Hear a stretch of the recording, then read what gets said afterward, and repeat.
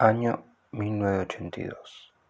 Por ese entonces, una idea rondaba por la mente de Iorio: organizar un concierto con varias bandas. Así es como, llevado por amigos en común, llega a la casa de Alberto Samarvide, con quien organiza el que fuera el primer concierto de heavy rock hecho en Buenos Aires, que tuvo lugar en enero de este año al aire libre en la sede del Club Chacarita Juniors, ubicada en la calle Álvarez Thomas y Federico Lacroze. Para esto, van juntos a hablar con la comisión directiva de un club que vivía su decadencia y obtienen la aprobación sin establecer claramente qué tipo de bandas se presentarían. La tarima de la batería la hicieron con un ropero que encontraron por el lugar. El sonido fue hecho por amigos de Ricardo y las luces eran mínimas y casi inexistentes. La publicidad de los afiches y volantes eran hechos en casa y pegados obviamente por ellos mismos, en los cuales se leían los nombres de los 5 grupos que participaban: La Máquina Infernal, Manila Express, Ácido Nítrico, WC, donde cantaba Samarvide y Gustavo Rowek tocaba la batería, y B8. El público consistía en unos 50 que seguían a B8, unos 20 a WC y el resto eran amigos y allegados de los músicos presentes. Menor fue el número que nos intimidó con lo que fue la anécdota de esa noche. Al subir al escenario el batero de B8, Pesadilla, y tirar literalmente a Manila Express con silla incluida. Es que este solista, con su guitarra acústica y temas blandos con letras intrascendentes, era más de lo que éste podía soportar, acuciado por la ansiedad de tocar. Después de este concierto, nace una unión entre Iorio y Samarvide, ya que de alguna manera los dos se encontraban en la misma movida de salir a buscar oportunidades para difundir sus historias. En ese entonces, Ricardo trabajaba en el reparto de papas y cebollas, de ahí el sobrenombre de Papero. En el mes de abril, Alejandro Merenson organiza un concierto en el Auditorio Buenos Aires, sito en la calle Florida, del cual participaban entre otros B8 y WC. Tal vez el lector sepa de quién estamos hablando, si se le refresca la memoria y asocia el nombre de Merenson con los famosos videos inéditos de Deep Purple, que este señor se había encargado de publicitar vendiendo las respectivas entradas para verlos en la Federación de Box, Castro Barros 75, y que jamás ocurrió, como tampoco se hizo realidad la devolución del importe de las entradas, generándose lógicamente disturbios ante tamaña estafa que propiciaron la intervención de los uniformes azules, quienes, como de costumbre, se equivocaron totalmente al reprimir el efecto y no la causa del problema. Pero volvamos al Auditorio Buenos Aires. Para indignación de muchos y sorpresa de pocos, Merenson sube con su grupo adueñándose del escenario hasta las 4 de la mañana. En ese entonces, los horarios de los conciertos eran otros.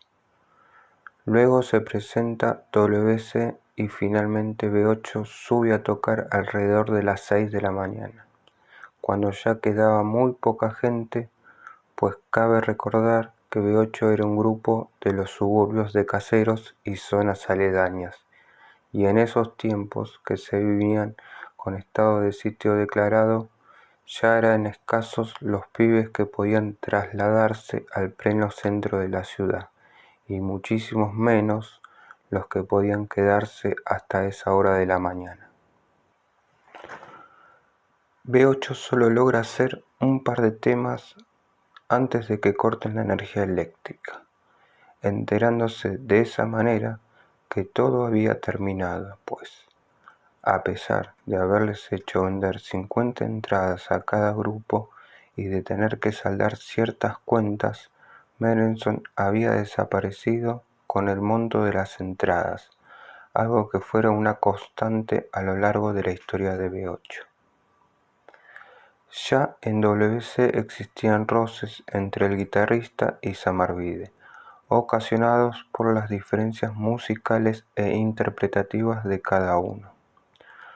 Poco después del Auditorio Buenos Aires, este conflicto culminó con la partida del vocalista de esa banda. Un mes después llegó a la casa de Iorio, quien se hallaba buscando un cantante. Charlan acerca de lo sucedido y así es como Alberto Sam Arvide ingresa a B8. Hijo de inmigrantes españoles de clase media, al término del secundario, Sam Arvide consideró que le atraía mucho más la música que seguir una típica carrera universitaria. Esta inquietud lo conectó con Dulce 16, grupo en el cual cumplía funciones de asistente. Se inició como cantante en WC. Con esta formación, Moreno, Colantonio, Iorio, Sam Arvide, B8 no logra presentarse, a pesar de tener programado un concierto en la casa de Bernardino Rivadavia en San Telmo, que no llegó a concretarse por problemas ajenos al grupo. La banda atravesaría además por un cambio trascendental, con la partida de uno de los dos miembros fundadores e ideadores de B8, Ricardo Chofa Moreno. El guitarrista se encontraba muy deprimido al sentirse cada vez más desmejorado de la afección asmática y de ciertos trastornos hepáticos que padecía, por lo que quizás, movido por el deseo de no afectar ni frenar la tremenda energía que transpiraba su compañero Iorio, decide desvincularse del grupo. Entonces se produce un hecho que sería la cuota de misterio que dejara Chofa al alejarse de B8. Llega al ensayo trayendo como reemplazante suyo a un muchacho que nunca le había inspirado buena onda, Osvaldo Civile. Iorio se mostró sorprendido y disconforme con esta decisión, fundamentalmente porque tanto él como Chofa siempre habían considerado impropios los antecedentes y las influencias musicales de Civile. Pero el respeto que siempre le inspiró Moreno provoca la aceptación del nuevo guitarrista, por lo que de esta manera extraña Osvaldo Civile ingresa a B8. Inmediatamente después, el grupo se traslada a otra sala de ensayo, situada en las calles Galicia y Honorio Pueyrredón del barrio de La Paternal. Allí Pesadilla deja de tocar, pues vende la batería como medio de costearse un viaje a España, por lo que, sin demoras y a través de su relación con Sam Arvide en WC, Gustavo Roweck se incorpora a la banda. Es decir, que la formación más conocida de B8, Iorio, Sam Arvide, Civile, Roweck, queda armada entre el 22 y el 25 de mayo de 1982. El primer concierto ofrecido por esta alineación fue realizado en el Club Jarros, en el barrio de Belgrano de esta capital. Corría el mes de agosto y varios de los temas escuchados esa noche serían grabados posteriormente en su primera placa discográfica. En esa oportunidad tocaron como soporte de Dr. Rock. Alrededor de 100 personas lo presenciaron, asomaban los primeros heavies con campera de cuero. Por supuesto, eran una pequeña minoría, pero la presencia de esos pocos marcaba una pauta distinta en aquella situación de violenta represión política, social y mental en que vivía el país bajo el régimen militar, haciendo que la idea de ver reunidos cientos de heavies fuese poco menos que un sueño imposible. El primer representante y productor que tuvo B8 fue Pedro Leontjev, y el contacto con el grupo surgió a través de dos amigos, Pablo Di Santi y Gabriel Ramos, que le hablaron de B8 en un pub de la calle Tronador, en el que Pedro pasaba videos de diferentes grupos de rock en sociedad con un tal Luis Langelotti. Tanto insistieron estos chicos que al día siguiente va este último al ensayo, y es tan bueno el parecer que trae que Pedro decide presenciarlo, quedando de tal manera alucinado que propone manejarlos junto a su socio, quien poco después, desinteligencias de por medio, quedaría fuera de esto.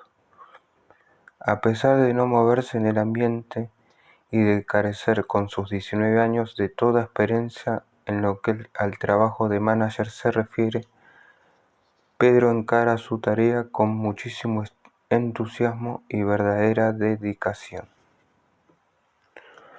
Lo primero que logra B8 a través de su representante es grabar un demo. El 20 de abril en el estudio El Jardín, financiado por Leontjev,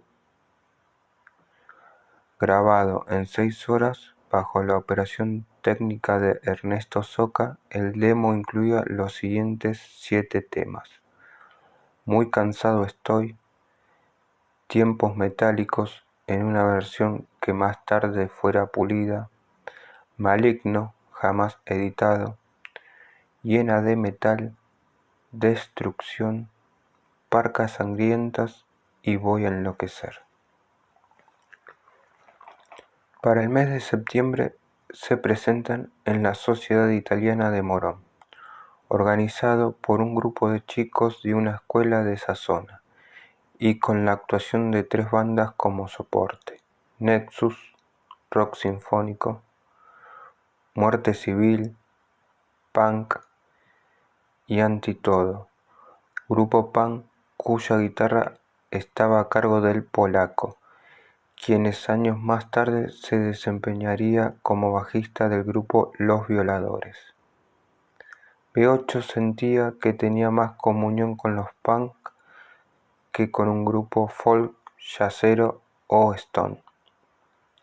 Por esta razón, pudieron compartir escenario con grupos enrolados en la corriente punk, escuchar y ser escuchados. Luego se trasladan a la casa de Pedro en la localidad de Florida, donde éste había adecuado una habitación para que funcionara como sala de ensayo, aislada con lana de vidrio, alfombrada con espacio suficiente para moverse y además con aire acondicionado. Claro está que estas comodidades tenían su condición, que era la abstinencia de fumar o tomar alcohol excesivamente mientras, por supuesto, estuviesen ahí adentro, y a efectos de poder aprovechar sin confusiones el tiempo y la energía, volcándolos en la creatividad y polenta del grupo. Entre los pocos invitados que se permitían en los ensayos cotidianos al término de las actividades individuales, son dignos de mención un grupo de chicos cuyas edades oscilaban entre los 14 y 16 años, que conformaron la primer brigada metálica que tuvo B8, pibes fanáticos de corazón que se quedaban simplemente sentados sin molestar, mirando alucinados al grupo que transmitía una energía tremenda, Tal es así que les dedicaron un tema cuya letra la compuso Iorio de la siguiente forma anecdótica. Volviendo una tarde de retiro para Florida, ubicados en el asiento posterior del colectivo, de pronto Ricardo le dice a Pedro: tengo un tema nuevo que se lo vamos a dedicar a las brigadas metálicas. Y ahí mismo, sobre un cartón que levantó del piso, escribió, como salía, la letra de brigadas metálicas. Apenas llegaron a la sala, comenzó a sacar los punteos con la viola de Cibile y cuando éste llegó se los pasó, poniéndose a trabajar sobre este homenaje a esos seguidores incondicionales de aquellos tiempos. Cabe aclarar el tema acotando que los hippies a los cuales Iorio se refería en sus letras eran los saltimbanquis snob que adoptaron el hippismo como moda cuando ya la primitiva energía que generó la explosión del movimiento en el planeta se había perdido, desencajando con la plácida inactividad que propugnaban en el momento de violenta represión política que se vivía en el país. El 21 de septiembre, Samarvide asiste a un festival realizado en el Parque en Sarmiento, donde entre otros se presentaba Riff. Allí el cantante tiene la oportunidad de dialogar con Papo y lo invita a escuchar un ensayo de B8. En la semana entrante cae Noberto Napolitano a la sala y ahí les comenta que se estaba organizando un festival grande, por lo que rápidamente León Shew se mueve logrando concretar la presentación de B8 en Buenos Aires Rock 82, evento que se realizaría en el espacio abierto del Club Obras Sanitarias. El paquete publicitario de este festival incluía una nota gráfica y una presentación por televisión. La que fuera la primera nota del grupo fue publicada por la revista Pela, de la editorial Magendra, organizadora del Buenos Aires Rock. El reportaje lo efectuó J.M. Silveira, y para esa ocasión Pedro le pidió prestado un traje y un reloj a su hermano, movido por su afán de cuidar la imagen que supuestamente un manager debía tener, y evitar así que B8 fuera tomado a la marchanta. La actuación en TV se produjo en el programa Rock R.A., cuya puesta en el aire tenía lugar los domingos al mediodía por el canal 13 de esta capital. Estando en el canal y habiendo armado ya los equipos, surge un inconveniente con la cinta abierta que habían llevado, al no resultar apta para televisión, por lo que Iorio y León Shew parten velozmente rumbo al estudio Jardín, donde no pueden adecuarla. Finalmente es en el estudio JC donde logran resolver el problema, volviendo al canal justo a tiempo para grabar el playback de dos temas, Parcas Sangrientas y Muy cansado estoy. Cuando están finalizando, la correa de Iorio se zafa, obligándolo a dejar de tocar por unos segundos para poder acomodarse el bajo, con la esperanza de que el camarógrafo no lo tomaría. Luego, la producción del programa los tranquilizaría, asegurándole a León Shew que con la compaginación se obviaba ese detalle. Pero no fue así, y hubo más de un llamado tras que la emisión saliera al aire, diciendo que el bajista era un genio al tocar con el bajo al revés.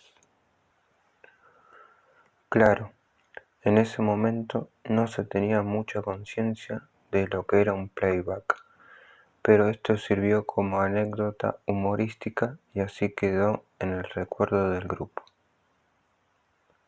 También obtuvieron una pequeña difusión en el programa 9 p.m. de Radio del Plata, conducido por Lalo Mir y Elizabeth Bernassi, donde a través de la hermana de Pedro, que trabajaba allí como programadora, pasaron Muy cansado estoy en 3 o 4 oportunidades.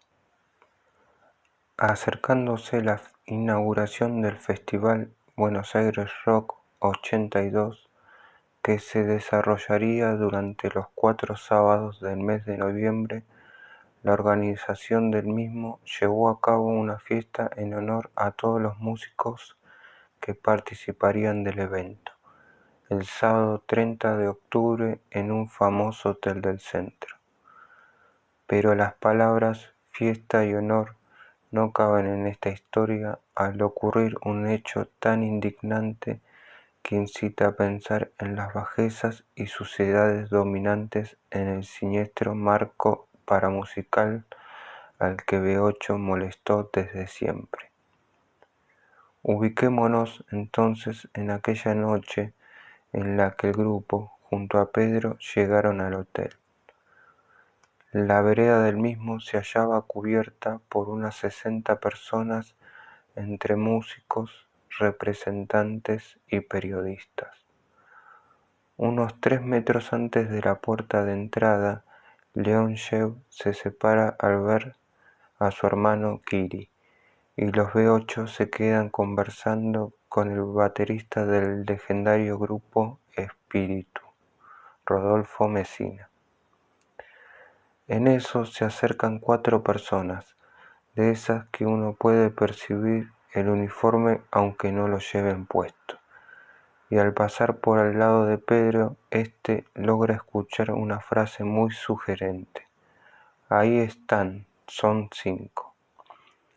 Tras preguntarle a los chicos si ellos eran de B8, los toman del brazo sin más, anunciándoles que debían acompañarlos a la comisaría en calidad de detenidos. Ante el estupor del grupo, que trataba de averiguar el motivo del ilógico y arbitrario arresto, fueron trasladados a la comisaría junto a Rodolfo Mesina, al creer que era el manager de la banda. Ya en el recinto policial procedieron con la rutina de tomarle los datos y quitarle los cinturones y los cordones de las zapatillas, ignorándolos inmediatamente después. Mientras tanto, en la fiesta los hermanos Leontjev se separan. Kiri, al ser mayor de edad, parte hacia la comisaría y Pedro entra muy nervioso a la recepción buscando a algunos de los responsables para que intercedieran ayudándolos. Así consigue ubicar al director de la editorial organizadora del evento, Daniel Ripoll, quien muestra un esquivo desinterés frente a la explicación de lo sucedido. Finalmente, bajo las mediaciones de Kiri Leontjev, los B8 junto a Mesina recuperan la libertad y, habiendo transcurrido algo más de 2 horas, retornan con el ánimo inimaginable a la fiesta que ya se encontraba en su apogeo. Allí Ricardo y Beto le increpan al responsable ejecutivo que el arresto estaba arreglado. Este lo desmiente y queda todo ahí. Pero casualmente el fotógrafo disparó su flash ni bien entraron los B8, mientras charlaban con los Orions, y luego esa foto salió publicada evidenciando la presencia del grupo, pero sin ninguna mención de la anécdota de esa noche. Todos los presentes se acercaron interiorizándose de lo sucedido, desde músicos hasta periodistas, adoptando una postura solo momentánea de repudio frente a este suceso, para luego ignorar el asunto eligiendo olvidar la solidaridad emanada en sus manifestaciones en el fondo de una copa o flotando en el ambiente plácido, método por el cual se continuó fomentando la oscuridad del avestruz que esconde la cabeza bajo la tierra. Actuación en Buenos Aires Rock. Esta actuación es exaltada porque constituyó un acontecimiento innegablemente definitorio de la historia del rock duro de este país. En aquel momento, Pedro no estaba muy de acuerdo en que se presentaran en este festival, ya que le pareció un salto muy grande para la banda que carecía de experiencia en escenarios grandes. Pero el grupo se hallaba muy entusiasmado con esa posibilidad, pues aunque eran conscientes de los riesgos a que se exponían, consideraban que tocar para ese público eminentemente hippie era una buena oportunidad para dejar establecida su propuesta metálica, vale decir, estos somos y acá estamos. El día anterior a su presentación, B8 llega al estadio tal como habían sido citados. Luego de esperar varias horas, la producción les informó de la imposibilidad de probar sonido ese día, convocándolos para la mañana siguiente. El sábado llegan temprano, pero tras permanecer varias horas cocinándose bajo el sol, mientras el resto de los músicos los habían cómodamente instalados en una carpa especial con servicio de comida y bebidas frías, nuevamente les impiden probar sonido. Faltando pocos minutos para que B8 saliera a escena, Pedro se traslada al campo con su videocámara y se ubica al costado de la torre donde se encontraba el equipo de filmación contratado por la producción del festival. El público se encontraba apaciblemente sentado, cual siesta de verano, esperando ver sus blancos ídolos y escuchar sus mensajes plenos de amor y paz, cuando de pronto irrumpe B8 sobre el escenario con sus negras camperas de cuero, sus tachas y su cruda realidad plagada de inconformismo social. Un par de días antes, Ricardo y Jekyll, amigo y asistente, habían confeccionado las muñequeras que usaron ese día Iorio y Cibile, y el parche de la batería lo habían forrado con una tela negra en la que se destacaba un B8 hecho con tachas. La imagen que ofrecía B8 sobre el escenario era incomparable a la de un grupo europeo, con pelos muy largos, cuero y una actitud enérgicamente rebelde. Ricardo Iorio usó en esta oportunidad un bajo flecha, nunca visto en el país, hecho por él mismo con el mango del primer bajo que tuvo y que rompiera en el escenario del club Hard Rock. Cibile había preparado una fly especialmente para romperla en esta actuación, acción que luego juzgaría despectivamente la prensa con frases como la archiconocida rotura de guitarra, fuera de época. El equipo de filmación encargado de registrar el elemento filmó íntegramente la actuación de B8 a través de sus cámaras dispuestas sobre el escenario, que entorpecían continuamente el libre desplazamiento de la banda, como la prueba de filmación que registró Pedro Leontjev.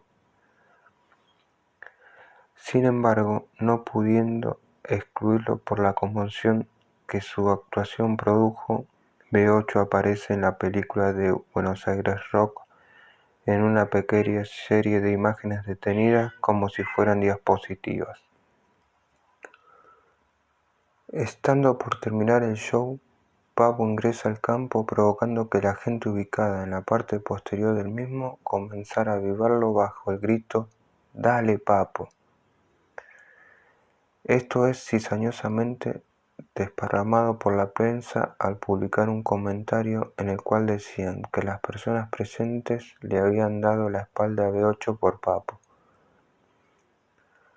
A esta altura de la actuación de B8 el sonido ya era desastroso, aumentando aún más el rechazo del público, incapacitado por completo, más allá de la esquiva voluntad de apreciar con alguna nitidez la expresión musical del grupo. Los parlantes de reamplificación encargados de tirar el sonido al público habían sido colocados debajo del escenario, bastando que unas pocas personas se colocaran adelante para formar un colchón que adulterara el sonido. Ahora bien, si a esto se le suma la falta total de experiencia del operador en cuanto al sonido que una banda de esta naturaleza requería, y la mala disposición de la que había dado suficiente muestra a la producción, el resultado inevitable no puede ser otro que el obtenido: un sonido deplorable, solo apto para sepultar a un grupo que creyera consagrarse mediante tal presentación. Pero en este punto B8 no entró en ningún momento, lo que le permitió sentirse satisfechos consigo mismos, ajenos a todo ese fatal entorno que envolvió su actuación, y que no logró ni siquiera mellar su energía ni la firme convicción en la que apostaban. Convencimientos del que Giorgio dio muestras cuando al bajar del escenario se le acerca el productor responsable del evento a aconsejarle se dedicaran a hacer música más tranquila, más centradora, explotando la imagen como secreto del éxito. A estas palabras el bajista contestó con una gloriosa puteada cara a cara. Inmediatamente después acuerdan dirigirse a la casa de Pedro para ver la filmación, años después comercializada por manos ajenas a Leon Shew. Y al salir del estadio se encontraron con que, así como la gran mayoría del público les había tirado mala onda, también hubo un grupo que había asistido a obras sanitarias solo para ver a B8, retirándose luego de su actuación y aguardando en las puertas del estadio a los músicos para felicitarlos y brindarles todo su aguante. En la semana posterior, Pedro se reúne con los B8 para decidir si continuaba o no con su tarea, ya que se encontraba en un momento en el que deseaba invertir en el equipamiento de la banda, pero había algunas cosas en las que no estaba de acuerdo. Una de ellas fue que Pedro creía conveniente un receso del grupo hasta tanto no estuvieran bien armados, bien ensamblados, para lo cual proponía un concentramiento en los ensayos. Pero el enfoque profesional que Pedro requería no se adecuaba a los hábitos ni a la personalidad de los músicos, por lo que de esta manera decide no seguir con su trabajo. 10 años después de su desvinculación y entrevistado para la confección de este libro, Pedro Leon Shew conmemora esa época como una de las más felices de su vida, recordando con nitidez los detalles del tiempo que compartió con la banda y afirmando que el B8 que él conoció era un grupo genuino, con un tremendo caudal energético y una marcada rebeldía que hacían de este un grupo muy evolucionado para esa época. Pedro Leon Shew jamás quiso ocuparse de manejar otra banda. Al finalizar Pedro con su función en el grupo B8, se queda no solo sin representante y también sin sala de ensayo, por lo que, teniendo en cuenta las escasísimas posibilidades del grupo, se trasladan a la casa de Samarvide, donde preparan un lugar mínimamente adecuado en el sótano, entregándose sin pérdida de tiempo a sus ensayos. Una noche como tantas, faltando pocos días para la fiesta de fin de año, llega Papo al ensayo y les propone hacer un show junto a Riff y a los Violadores. Por supuesto que este último grupo y B8 fueron los soportes de Riff, como quedó claramente establecido en los afiches que el productor de Riff, Mundi Epifanio, mandó imprimir, en los que se podía leer el nombre de sus manejados desde 100 metros de distancia y el de los otros dos grupos poco menos que con lupa. El lugar elegido para este show fue el Club Atlético San Miguel y la fecha el 26 de diciembre. Ese día se encontraban en la casa de Samarvide esperando que pasara el flete para buscarlos y cargar los precarios equipos con que contaban. Con el correr de las horas y notar que no llegaría, se organizan juntando plata entre todos para pagar la nafta de una camioneta del padre de Samarvide, donde cargan todo y pasan a buscar a los violadores, imaginándose que el flete también los había puenteado. Cuando estaban atravesando Campo de Mayo, los militares los detienen pidiéndole la documentación correspondiente, encontrándose al revisar la parte trasera de la camioneta con una imagen que los excedía. Milagrosamente, el padre de Beto los convence contando una historia poco creíble y a pesar de los inconvenientes logran llegar a San Miguel. Enfurecidos, Ricardo y Beto se bajan de la Ford y entran al club atacando verbalmente a Mundi y al sonidista. En esa oportunidad se podían ver punkis, heavies, rockeros y hasta algunas personas provenientes de zonas lindantes que sin seguir ni conocer a ninguno de los grupos presentados asistieron a la convocatoria, generando algún tipo de disturbio fuera del club. Las camperas de cuero ya comenzaban a proliferar, al igual que las muñequeras, los chalecos y camperas de jean con tachas y remeras pintadas, hechas en casa, al no exhibirse en ningún comercio esta clase de cosas, ya que aún el negocio heavy no se había explotado, ni habían aparecido todavía en TV modelos luciendo accesorios heavy. Los integrantes de B8 salieron a escena con toda su fuerza, brindando un show memorable, en el que a pesar de las malas ondas se sintieron muy contentos de haber podido tocar y de haber obtenido tan buenas respuestas de un público cada vez más numeroso y sobre todo cada vez más fiel, lo que Ricardo y Beto festejaron alegremente al ducharse vestidos como estaban después de bajar del escenario.